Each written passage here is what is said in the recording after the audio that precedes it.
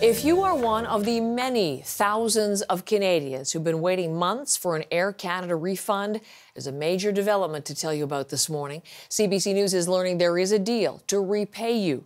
The airline will refund passengers whose flights were cancelled because of the pandemic as part of an agreement with the federal government. Laura McQuillan is in and handling our business coverage this morning. Laura, learning some of the details of this. It's been an ongoing negotiation between the government and the airline.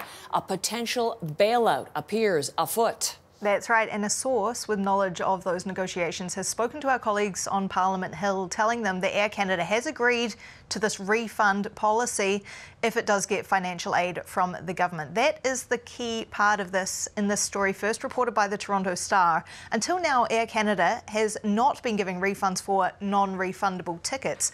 Instead, it's been offering travel credits with no expiry date or converting those bookings into Aeroplan points.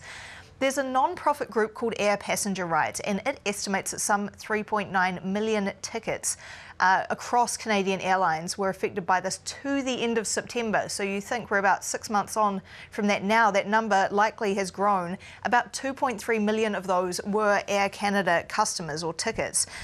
In terms of Air Canada's response to what we've learned, they told us they have nothing to add. But they did have an executive appear at a Commons Transportation Committee last month, and he was asked about that refund policy, where things stand, why not give refunds. Here's what he said at the time. From the outset, we complied with the order, the statement by the Canada Transportation Agency that said that for reasons outside of the control of the carrier, a voucher or a credit would be acceptable. If we can get some aid from the government, we'll be able to refund. So you heard that there. If they get some aid from the government, they'll be able to refund. He was speaking French, so it's been translated there. When might this happen, Heather? That's the big question. We've heard from Unifor's president, Jerry Dias, and he has told us that Air Canada actually agreed to this a long time ago, and he told the Toronto Star it seems an announcement could be coming soon. We'll be talking to him in the next hour. We have talked often, Laura, about the impact of the pandemic on travel and tourism, and Air Canada's former CEO called 2020 the bleakest year in the history of commercial aviation.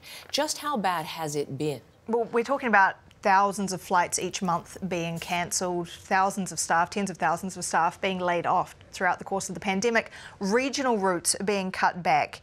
Yet we've seen other airlines like WestJet be able to offer refunds on those non-refundable tickets, so Air Canada hasn't budged to this point.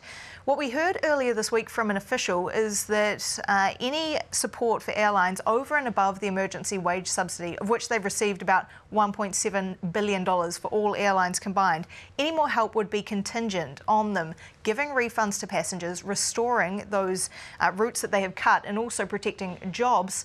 So we'll have to wait and see what comes out of these negotiations, Heather, but as we're hearing from some of those close to those involved, it does sound like it's inching ever closer. Laura, thank you very much.